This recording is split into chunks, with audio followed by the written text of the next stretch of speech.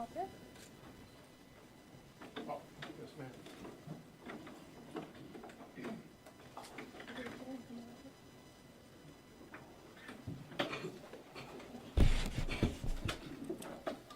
You want us on the podium or just here? Just there's fine. Sorry. You gave us instructions.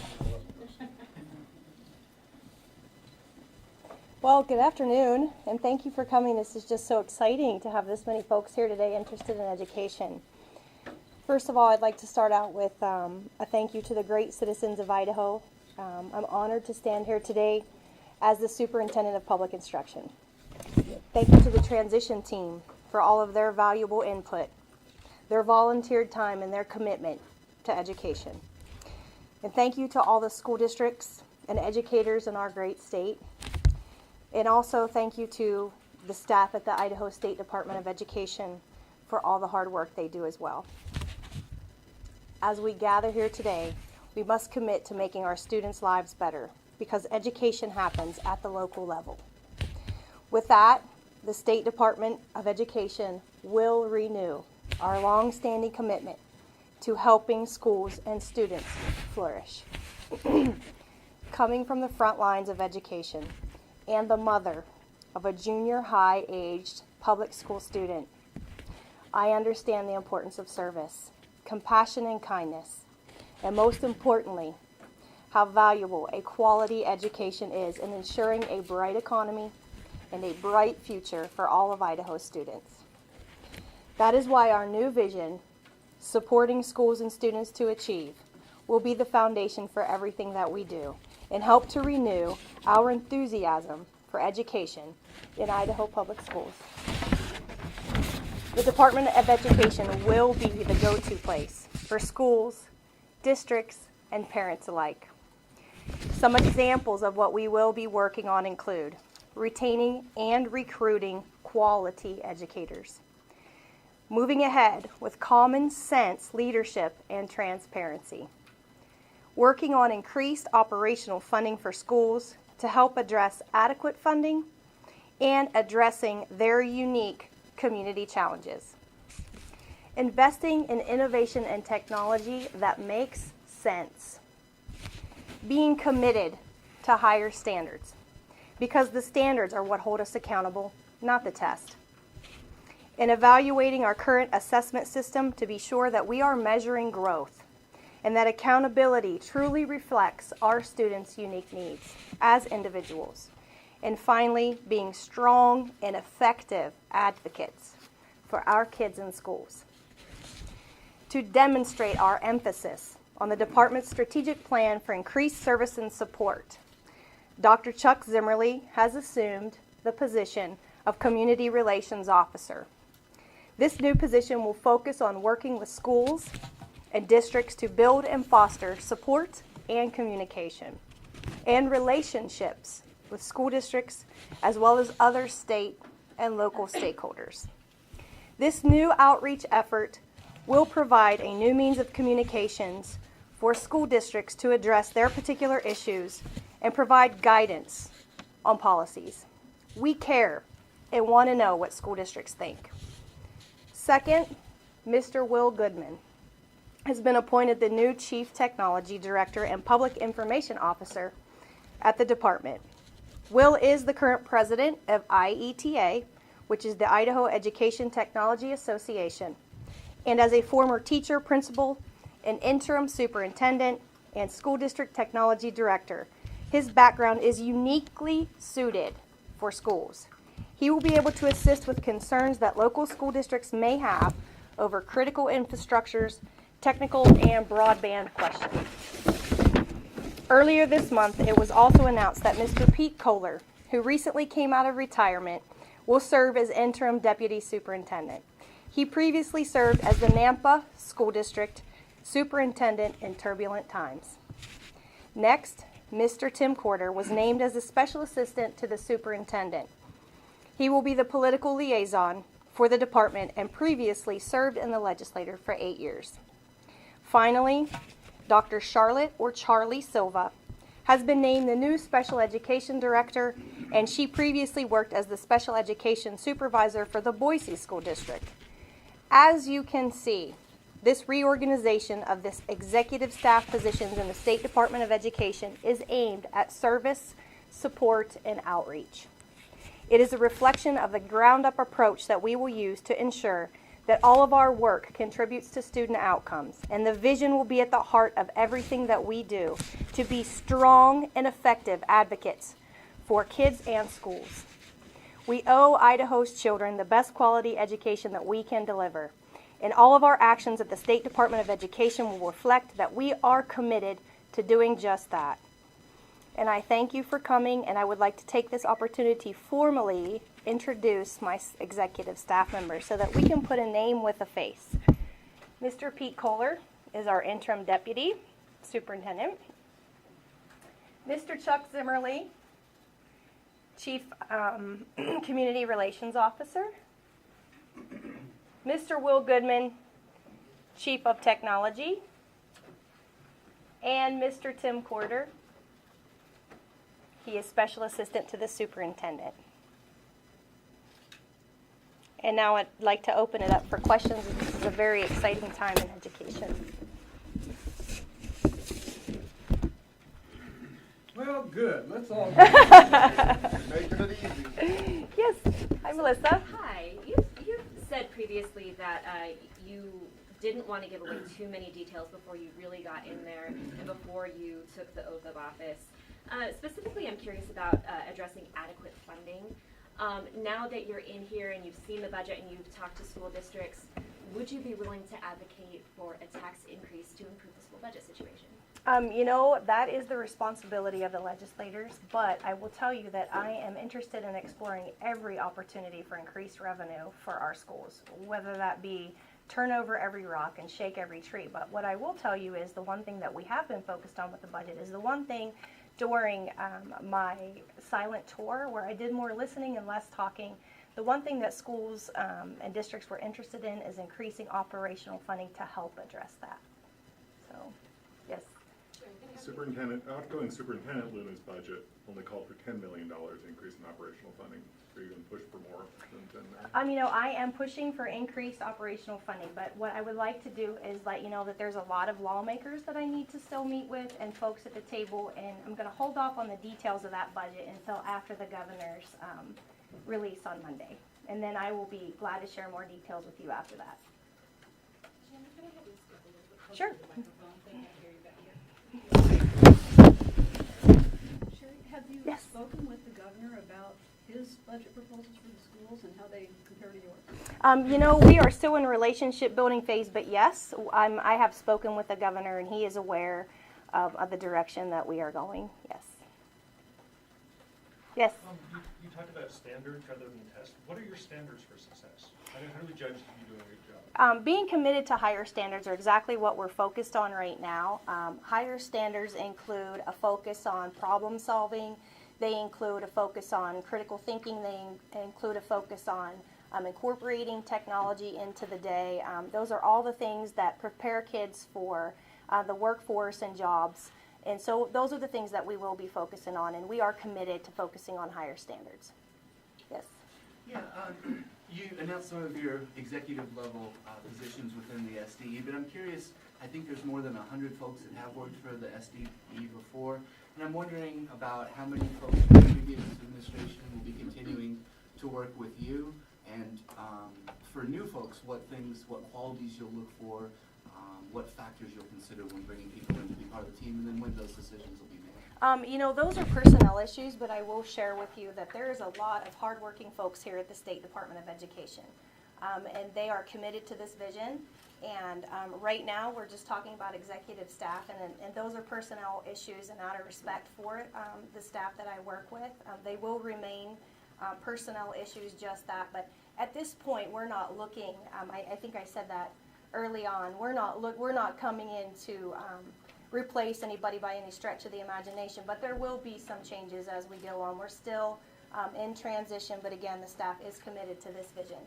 So how many more hires do you have left? As far as hires being left, this is my executive staff, but again, we're in transition and there could be some changes in the future.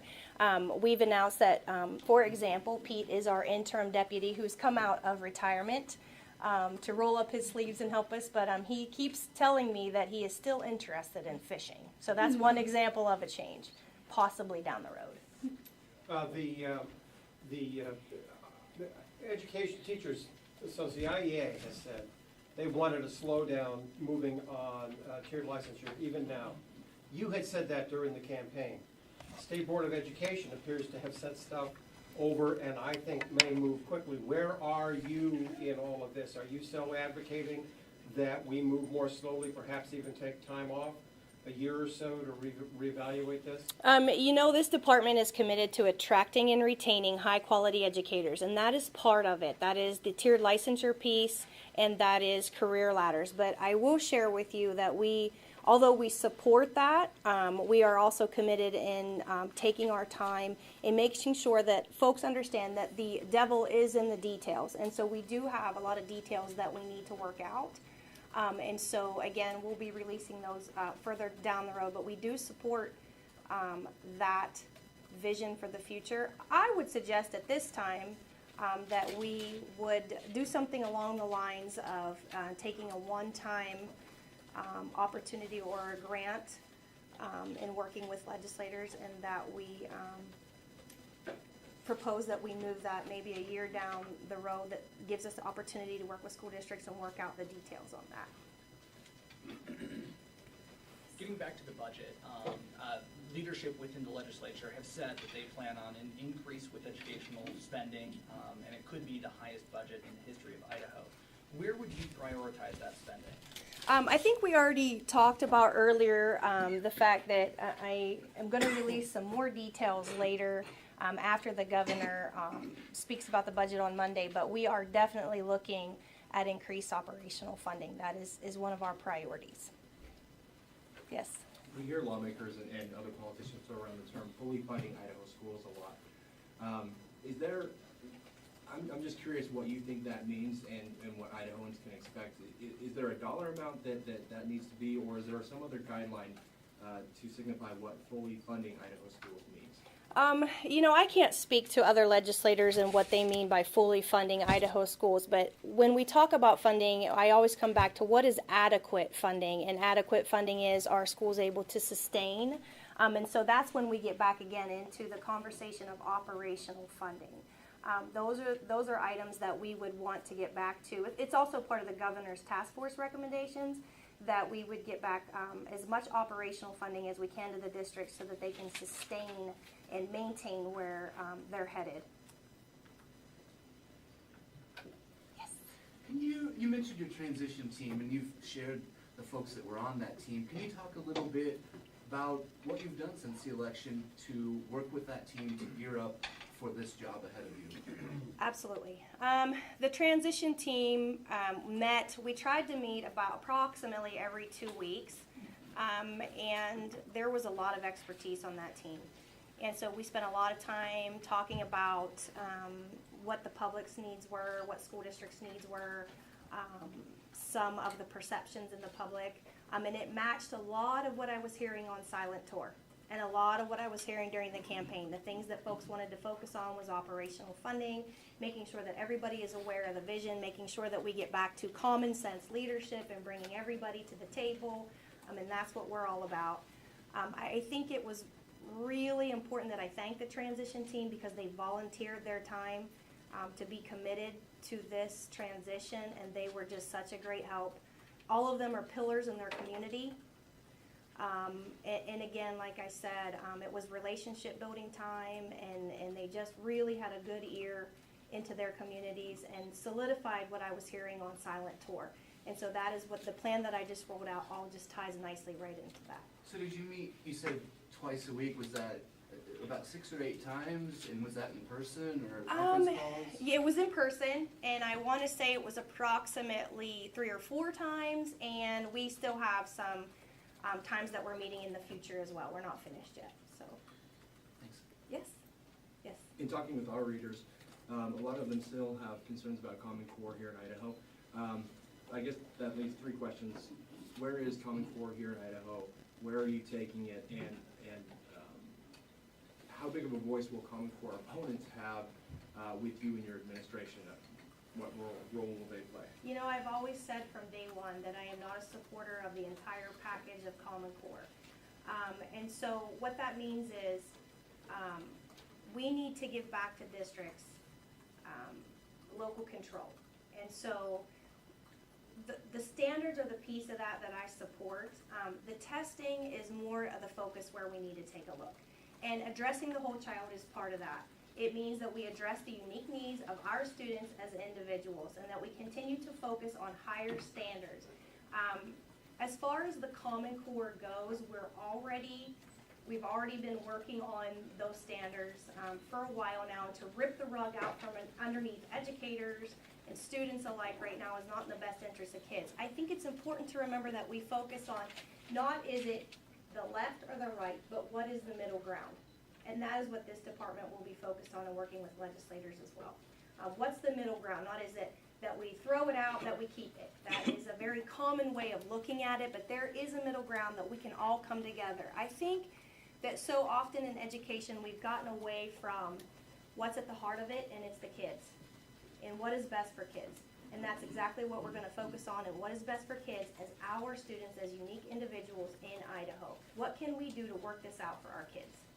So Common Core opponents will have opportunity to address their concerns with you in some fashion? Yes.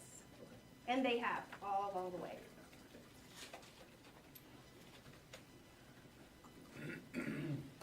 Yes. Hi. Hi.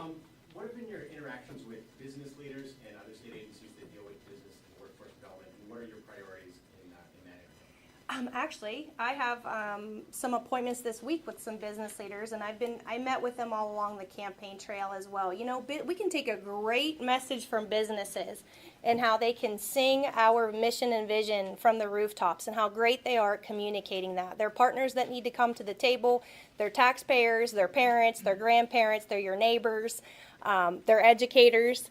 And so everybody that we can have at the table and get our mission and our vision out, I'm open to listening.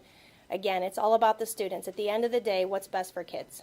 And then do you have any priorities when it comes to developing a talented labor pool of future workers for the state? Pardon me? I didn't hear your Do you have any question. priorities to help develop a talented labor pool, whether it be in STEM or other programs that funnel into a certain industry? Yes, and that falls back into higher standards and focusing on that.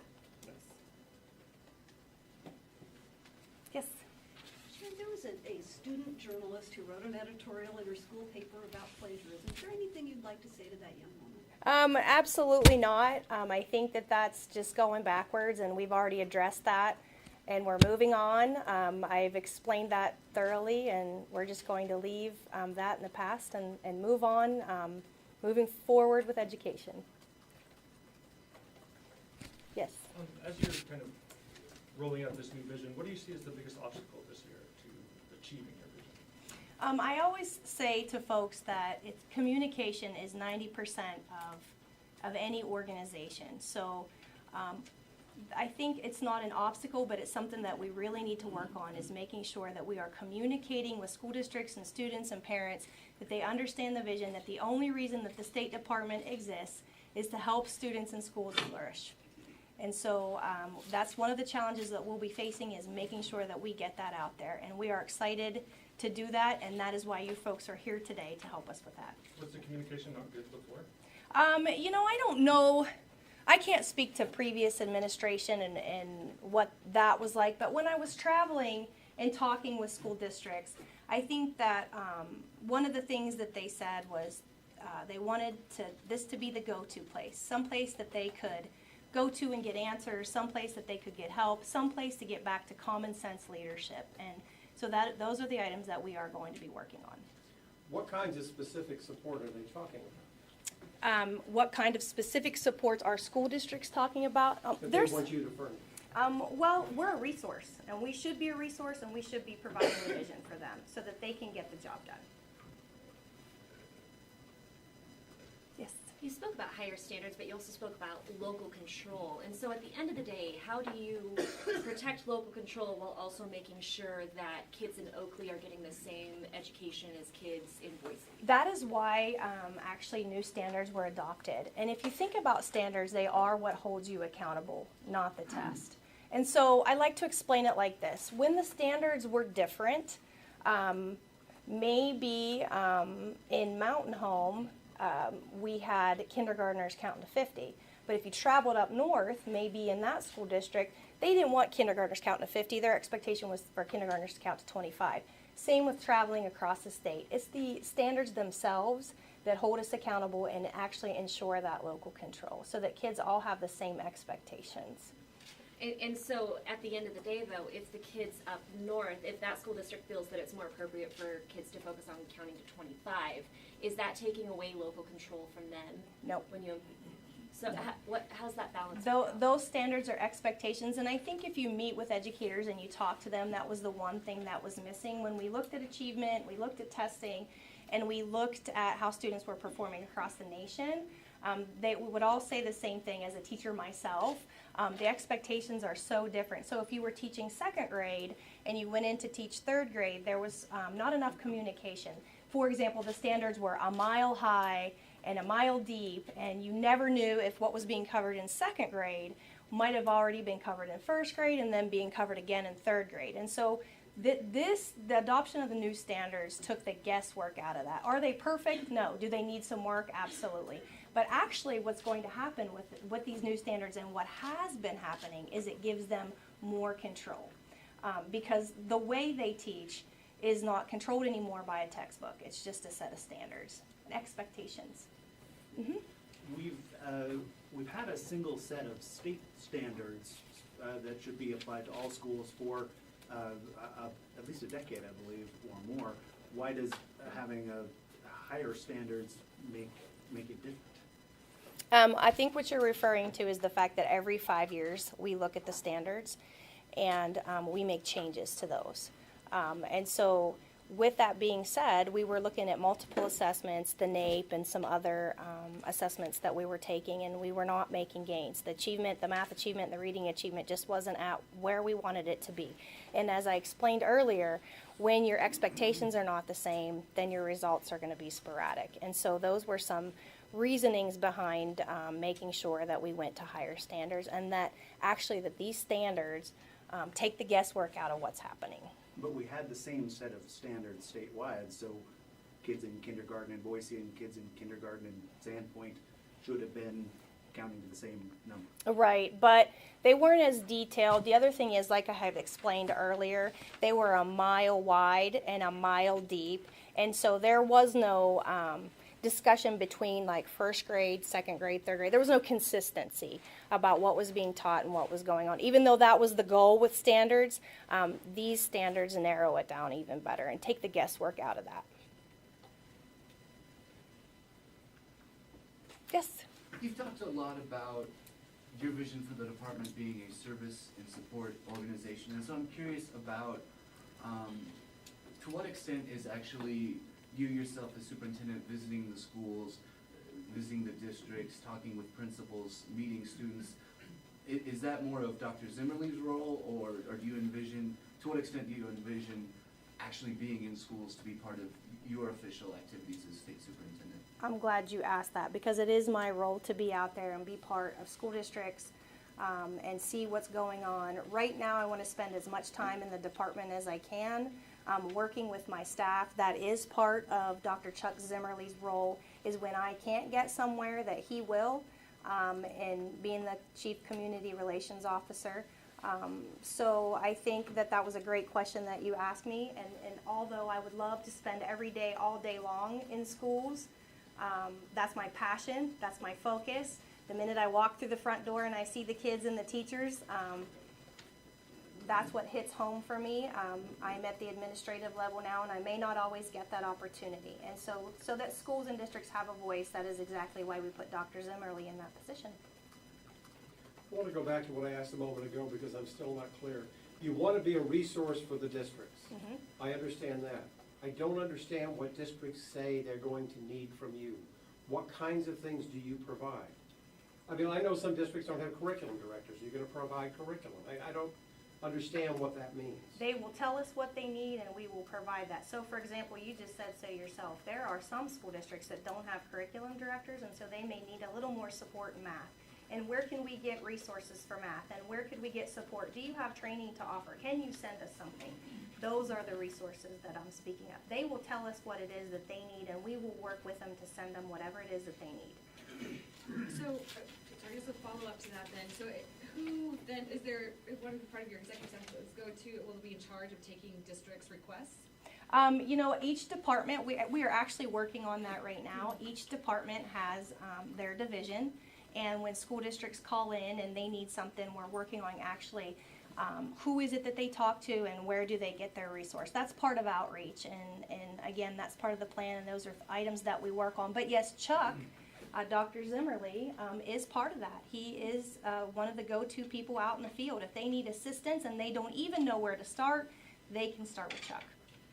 Yes? So just one quick follow-up. What do you see maybe the biggest request from districts? What do you see the number? I mean, kind of, I guess, a follow-up to Bill's question there, but like, what do you see them calling up the most?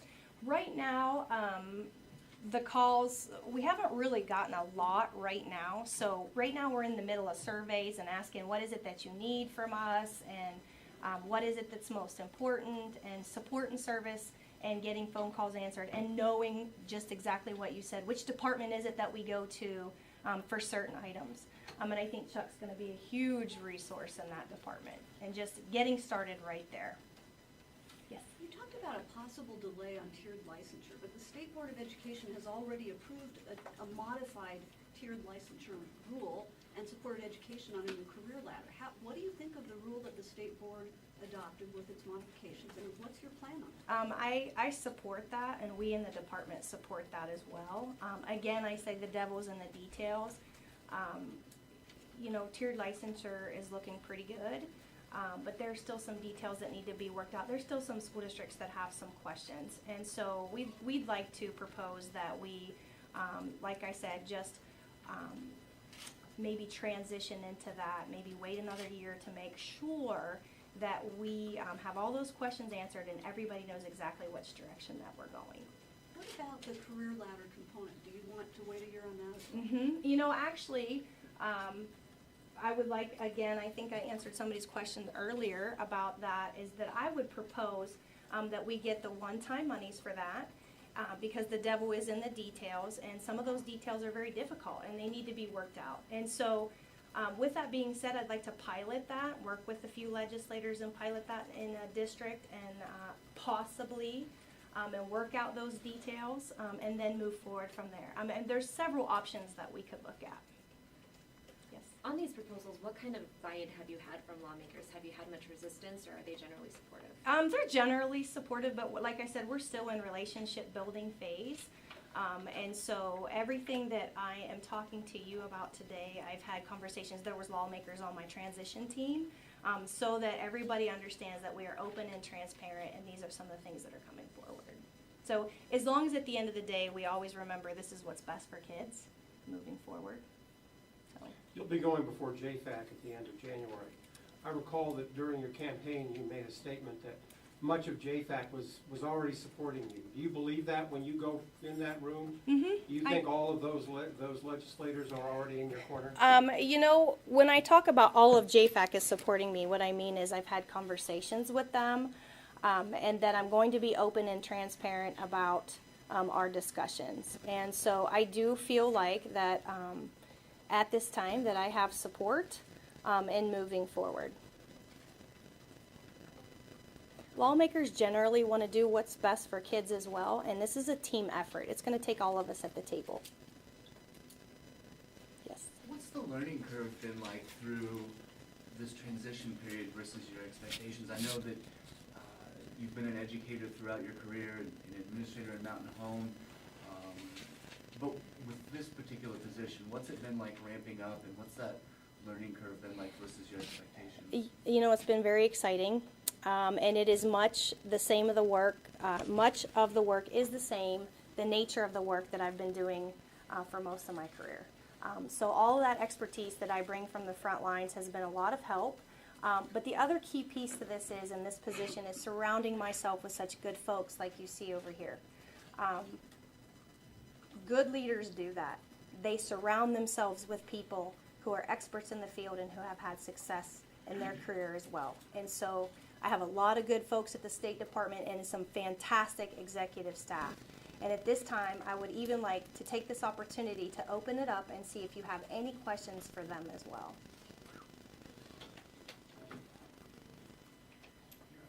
Going once, guys. I have a question for Mr. Goodman. Idaho Education Network, what do you see as the path forward? Right now, we're waiting to see the outcome of the lawsuit and the last appeal that the governor's office made. And of course, most of that's in the governor's hands, being a Department of Admin program. We're here to support the schools, so we're going to release, guidance for the schools on what the best, will end up being in their best interest, and what will protect them in case of any negative outcomes. So we want to help schools be ready for worst case, but at the same time support best case scenarios. As far as helping schools be ready for worst case scenarios, are you working on any plans to encourage school districts to apply for E-rate funds on their own in case the state isn't able to get those? We're going to release that later this week. Right now we're working with some different groups to make sure that everybody's on the same page. But you should see a letter coming out from the Department of Admin and also the Idaho Education Technology Association with that guidance.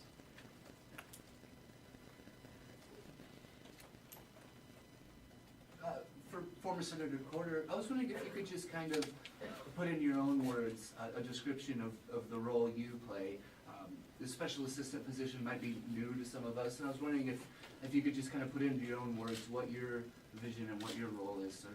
Excuse me, is it possible to come to the mic, because we're broadcasting this and they're not able to hear that? Thank you. It's fairly dangerous to ask me to put anything in my own words, but I'll do my best. The role here is really helping Sherry's vision be successful for children across the street. And that starts here with policy and in trying to determine how best to present that policy, how to develop it, how to get that policy focused here from all the stakeholders, and then how to move it to the places that it needs to go.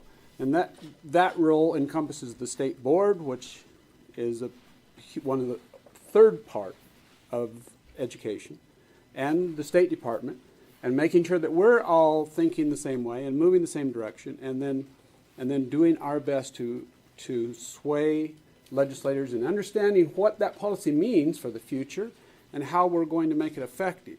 And that's a slow process, but it's not unlike other things that all of us do.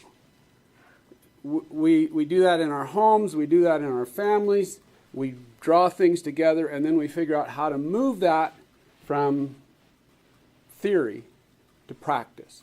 And that's what I did in the legislature, and that's what I think I've done that just all my life, moving things from theory to practice. Certainly the 8 years in the legislature helped me with strategy, and strategy is always a very important component. So how we present things and when, and using that timing, and knowing how to use relationships to the best advantage of the future of the State Department, and really staying grounded in that basic philosophy, children first. And as Sherry said, every time we try to make a decision, every time we do make a decision here, we're going to ask the question first, how does this affect children? And if it affects children positively, we're going to work towards that end. If it doesn't, we're going to move away from it. What do you see as the major policy differences then between this vision and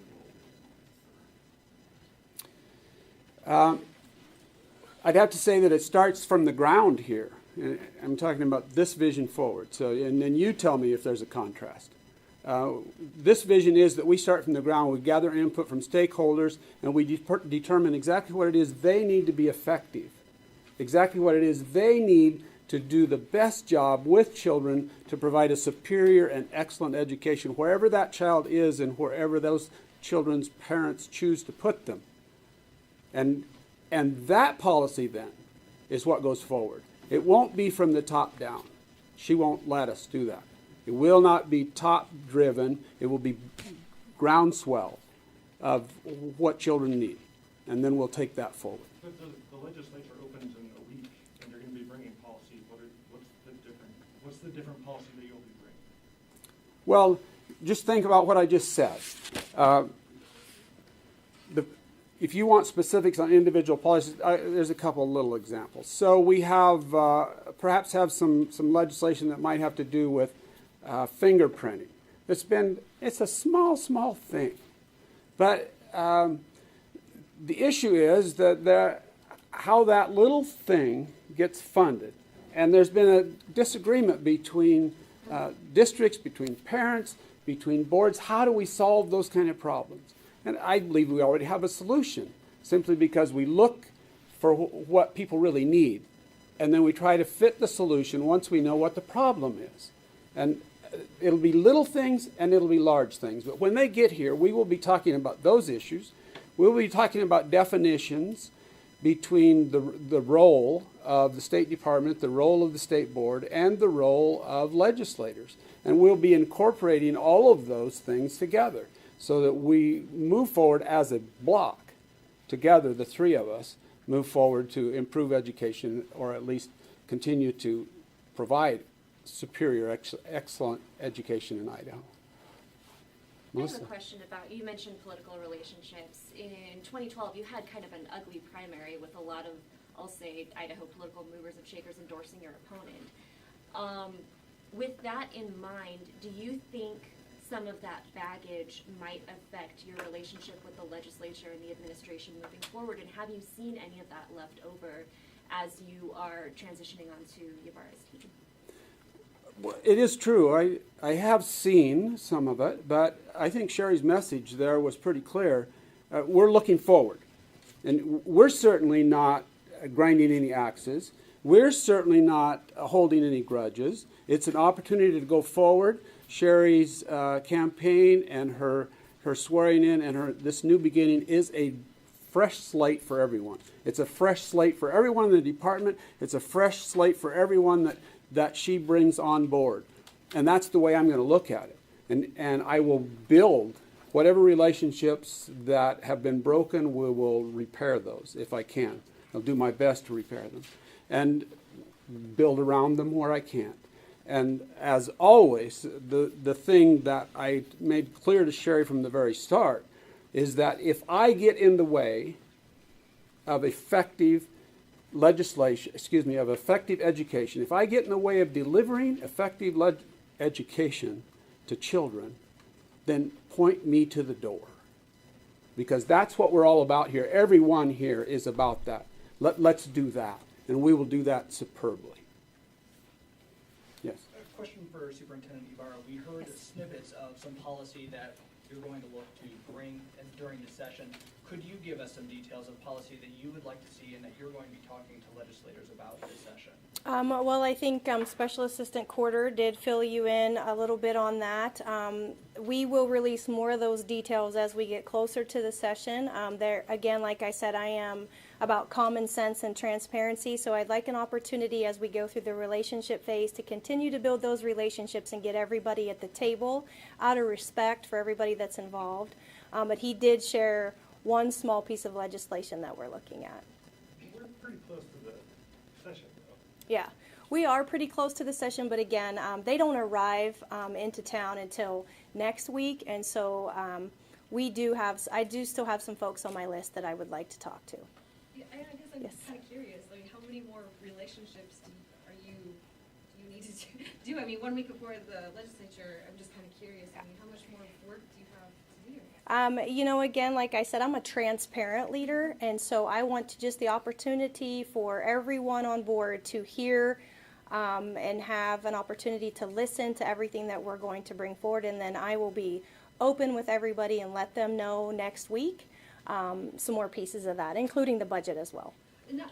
Excuse me, but it's important to know that does never stop. Mm-hmm. Building relationships never ceases. It's not a starting time and an ending time when we've got it all done. We will never have that job completely done. We're always building on it. And you use every new relationship to build on something from the past and go forward. Folks, we're gonna have to wrap it up. Sherry's gotta be somewhere here. Can I ask a question before we go? Ms. Ybarra, can you just tell me what your reasoning was behind the silent tour? You didn't give many interviews to local media when voters wanted to hear from you. Absolutely, and I thank you for asking that. I said I did so much talking during the campaign, it was time to start listening.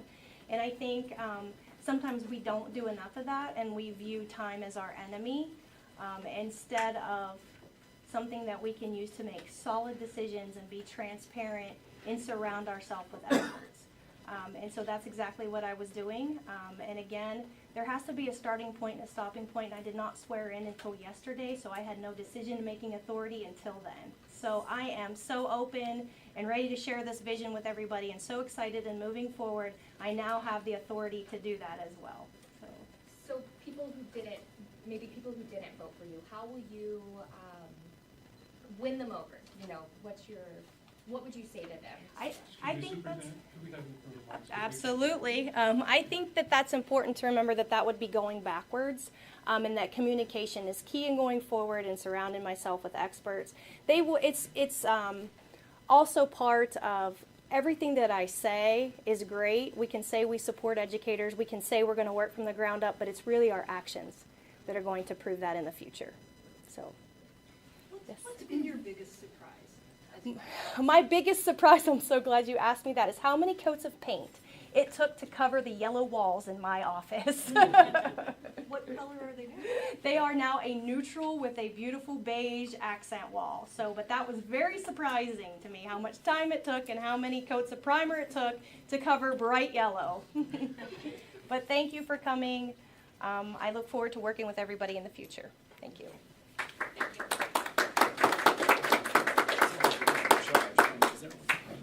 Well done.